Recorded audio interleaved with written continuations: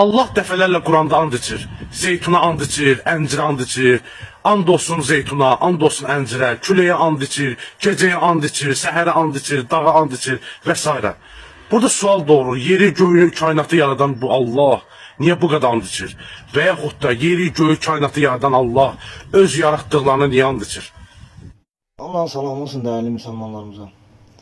Deməli bu Əbu Ləhəbin nəvəsi deyir ki, Allah Teala Quranda niyə and içir? Mən səni başa salım elə Quran ayəsinə. Hələ bilmir and içmək nəyə deyilir. Tur surəsi 1-ci ayə. And olsun dağa. 1-ci ayəni oxurum, sonra səni loru dilcə başa salarım. And olsun dağa. And olsun yazılmış kitaba. Nazik dəri üzərində olan kitaba. And olsun Beytul Məmura. And olsun yüksək tavana.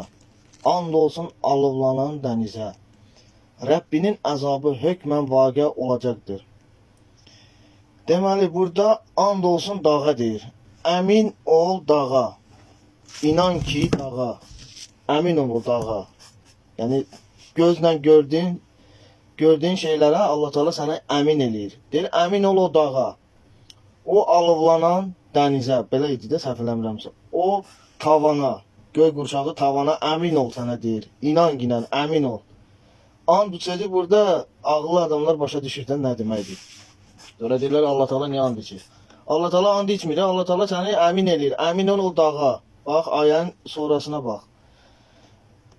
Rəbbin əzabı hökmən vaqe olacaqdır. Heç nə onun qarşısını ala bilməz. O gün göy şiddətlə sarsılacaq. Bax cavab bax buradadır. Dağlar da hərəkətə gələcəkdir. Dağlar da hərəkətə gələcəkdir. Yuxarıda nə deyirdi ayədə? 1-ci ayədə nə dedi? And olsun o dağa. Gözlə görmüşdün o dağı. Allah Teala deyir, həmin günü dağlar da hərəkətə gələcəkdir. Əmin ol o dağa, həminki günü dağlar da hərəkətə gələcəkdir. Başa düşdün indi? And olsun burada nə məna verir? Çətin sizin kimlər başa düşdünüz? Əbu Süfyan başa düşmüşdü ki, Əbu Ləhəb başa düşmüşdü ki, Muaviyə lanətullah başa düşmüşdü, Yazid lanətullahla bir yerdə başa düşmüşdülər. Çətin. Sən də onun yollarını gedirsən də, babalarınızın, dayılarınızın, əmirlərinizin yollarını gedirsiniz. Allah Teala bizim cavanları belə şər insanlardan qorusun. Deməli İmam Ali Aleyhisselam nə gözəl deyib, kişi sözü ilə deyil, əməli ilə imtihana çəkilər. Kişi sözü ilə deyil, əməli ilə imtihana çəkilər. Bu məsəldən sənə bir şey yoxdur, kişilərə aiddir.